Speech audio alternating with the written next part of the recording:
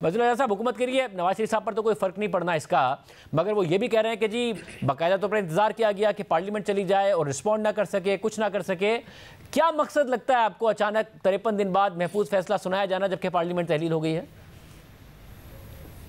देखिए, शायद supreme court भी समझती है कि नवाज शरीफ को कानूनी तौर पे कुछ फ़र्क नहीं पड़ेगा, मगर सियासी तौर पे नुकसान पहुंचाने की कोशिश की गई है इस फैसले के ज़रिए। क्योंकि अगर नवाज शरीफ 62(1)(f की ताहयात नाअहली के हवाले से पार्लियामेंट की नई कानूनी साजी का फ़ायदा उठा भी लेते हैं, जो कि अब सिर्फ 5 साल की नाअहली होगी, जो 5 साल गुजार चुके हैं, इसके बावजूद भी वो स्टिग्मा, वो जो दाग है वो बरकरार रहेगा, क्योंकि वो अपनी सज़ा पूरी करके 5 साल की मुद्दत पूरी करके दोबारा सियासत में आएंगे और उनके सियासी मुखालफिन बजा तौर पे ये कह सकेंगे कि ये एक सज़ा याफ्ता शख्स हैं और उनको कोई रोक नहीं सकेगा। तो चीफ जस्टिस उमर ताब बंदयाल, जस्टिस एजाजुल एहसन और जस्टिस मुनीब अख्तर ने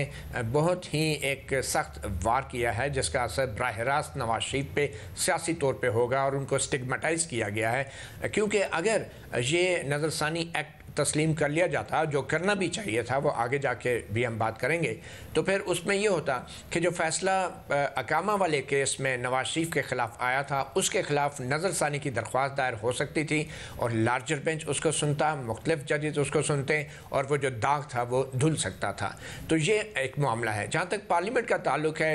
यकीनी तौर पर इस वक्त का इंतखाब किया गया, इंतज़ार किया गया हुकूमत के जाने का, पार्लियामेंट के जाने का, और चीफ जस्टिस उमर ताब बंदयाल ने एक ऐसे वक्त में, मैं समझता हूँ ये एक पीछे से किया गया वार है कि जब पार्लियामेंट जो है अपनी 5 साल की मुद्दत पूरी करके जा रही थी। असद साहब, आप बताइएगा, आपके ख्याल में सियासी पहलू ही है या और भी वजूहात हैं? ये फैसला अचानक आना, 53 दिन तक महफूज रखना, फिर पार्लियामेंट के जाने के बाद अनाउंस किया जाना, जबकि चीफ जस्टिस की अपनी मुद्दत कोई 1 महीना 5 दिन की रह गई है।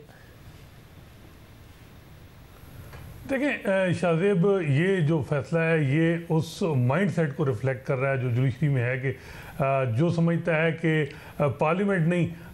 हम सुप्रीम है। कहते तो वो जजेस हैं कि आइन सुप्रीम है, आइन वो है जो हम जिसकी तहरीर करें, जैसे उन्होंने 63A में भी तहरीर की है।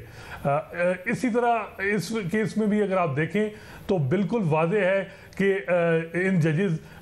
जो एक माइंड सेट के जजेस ने केस सुना, वो जजेस जिन्होंने हमेशा पार्लियामेंट की सुप्रीमेसी की बात की, पार्लियामेंट के कवानीन को अहमियत दी, उनको इस बेंच का हिस्सा नहीं बनाया गया। ये वो जजेस जो समझते हैं, और उन्होंने आज फैसले में भी डिक्लेयर कर दिया कि हमारे जो रूल्स हैं सुप्रीम कोर्ट के, जो जजेस एडमिनिस्ट्रेटिव साइड पे बनाते हैं, वो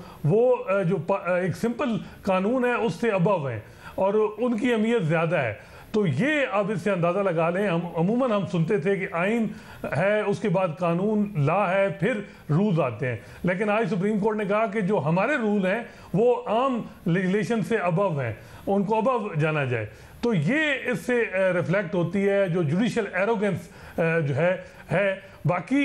मेरा ख्याल है कि हुकूमत ने इससे लेजिस्लेशन से जो फ़ायदा उठाना था वो उठा लिया। उनका मकसद ये था कि जो इलेक्शन कमीशन की नज़रसानी की दरख्वास्त यही बेंच सुन रहा था कि 14 मई को इंतखाबात नहीं हुए थे और उस पर इलेक्शन कमीशन ने जो नज़रसानी की दरख्वास्त दायर की थी, तो वो टाइम स्पेंड करना, और उन्होंने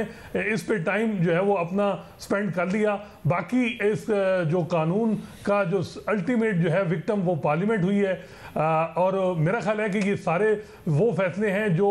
17 सितंबर के बाद इनको किसी न किसी तरह ये रिविजिट होंगे, और वो जजेस जो पार्लियामेंट की सुप्रीमेसी को जो है वो यकीन रखते हैं या वो समझते हैं कि जो कानून पार्लियामेंट बनाए उसको किसी न किसी तरह सिक्योर किया जाए, रीड डाउन किया जाए, वो अगर कोई उसमें गलती भी है तो वो जजेस जो हैं वो मेरा ख्याल है ड्राइविंग सीट पे आएंगे। ये वो जजेस जो हम देख रहे हैं 2009 से, जिन्होंने पार्लियामेंट को हमेशा दबाया है, और जहाँ मुक़्तदर हलकों और एस्टेब्लिशमेंट के कुछ मामलात की बात होती है, उन कवानीन के हवाले से ये कहते हैं कि हम उन कवानीन की वायरीज को नहीं देखना, लेकिन जब अपने हवाले से आता है अगर आपने रूल्स में यानी सुप्रीम कोर्ट के रूल्स में तब्दीली करनी थी और रिव्यू के स्कोप को वाइडन करना था, हर कोई कह रहा था। इवन साबिक चीफ जस्टिस आसिफ सईद खोसा ने भी कहा कि 184(3) के जो केसेस हैं इनमें हमें जो है वो अपील का हक दिया जाए। तो बेहतर होता कि आप रूल में तब्दीली लाते। 3 साल जब सुप्रीम कोर्ट की मीटिंग ही ना हो, रूल्स के हवाले से बार जो है वो रिक्वेस्ट करें, आप उस हवाले से कोई जो है वो नजरसानी ना करें। तो अगर पार्लियामेंट ने किया है और पार्लियामेंट के पास इख्तियार भी है, तो आप कहते हैं जी पार्लियामेंट ने कैसे कर दिया। और अल्टीमेट मेरा ख्याल है इस फैसले का supreme court practice and procedure act पे भी इफेक्ट होगा। अगर इसी माइंड सेट के जजेस, जो 8 जजेस बैठे हैं उस केस को सुन रहे हैं, उन्होंने भी यही फैसला देना है कि जी ये इंडिपेंडेंस ऑफ जुडिशरी के खिलाफ है, क्योंकि हमसे पूछा नहीं गया। हम खुद करें तो ठीक है, लेकिन पार्लियामेंट ये काम नहीं कर सकती। मगर मतलब साहब, जैसे आप कह रहे थे कि जाहिर है ये कानून अहम था, आप पहले जवाब में कह रहे थे 35 दिन बाद चीफ जस्टिस साहब को चले जाना है, तो क्या सिग्निफिकेंस क्या है, क्या अहमियत हो सकती है इस बात की? क्योंकि बाद में तो ये जो भी कानून है, जो भी मामलात हैं, जस्टिस फाइज़ साहब चीफ जस्टिस बन जाएंगे। जी हाँ, अब इसमें अहम बात इसकी है कि प्रैक्टिस एंड प्रोसीजर एक्ट का मुस्तकबिल क्या है। क्या जो 8 जजेस हैं, उन 8 जजेस के अंदर ये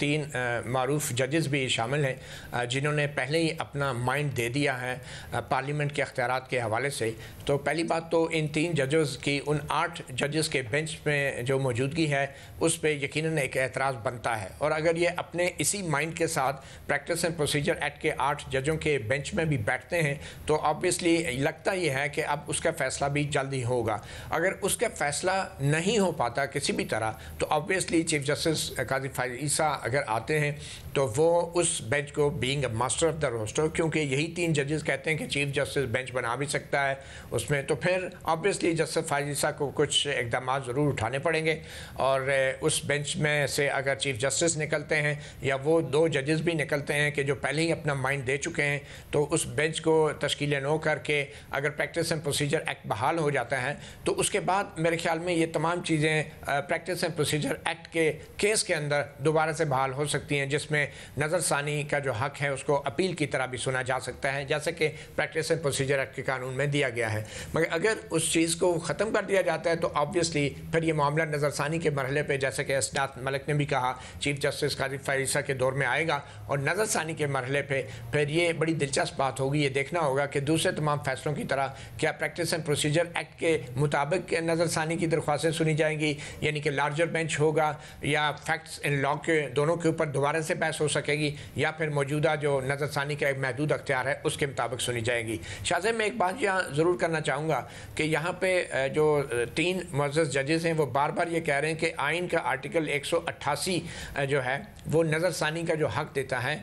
उसमें जो है कोई तब्दीली नहीं की गई और सिर्फ आइन में तरमीम चाहिए। हालांकि आइन का 188 जो नज़रसानी का हक देता है या 185 जो अपील का हक देता है, उनमें सिर्फ ये 2 लफ्ज़ लिखे गए हैं, रिव्यू और अपील। उनके स्कोप को आइन ने डिफ़ाइन नहीं किया। स्कोप को हमेशा कानून डिफ़ाइन करता है, और जब कानून की डेफिनेशन की बात आती है तो आइन ये अख्तियार पार्लियामेंट को भी देता है और कुछ जगहों पर सुप्रीम कोर्ट को रूल्स के तहत देता है। पार्लियामेंट का जो अख्तियार है वो पहले लिखा हुआ है, इवन के 191 में भी और 188 और 185 में भी, कि पार्लियामेंट भी जो है तय कर सकती है अपील और रिव्यू का स्कोप, और फिर उसके बाद रूल्स आते हैं। मगर सुप्रीम कोर्ट को शायद अपने रूल्स जो हैं ज़्यादा सुपीरियर लगते हैं, मासिवाय एक केस में कि जब वो हुकूमती रूल्स के आगे सरबसजूद हो जाते हैं, और वो केस है federal government employees housing foundation के जो सरकारी मुलाजमों के जो रूल्स हैं, वहाँ पे फिर 2-2 प्लाट जब लेने होते हैं तो उस वक्त सरकार के रूल्स जो हैं वो हायर पेडेस्टल पे हो जाते हैं, और उस वक्त जो सुप्रीम कोर्ट और कॉन्स्टिट्यूशन के जो तकाजे हैं कि प्रेसिडेंट जजों की मुराद तय करता है, वो फिर लोअर पेडेस्टल पे चले जाते हैं। और असद साहब, जब आप भी कह रहे हैं कि ज़ाहिर 35-36 दिन बाद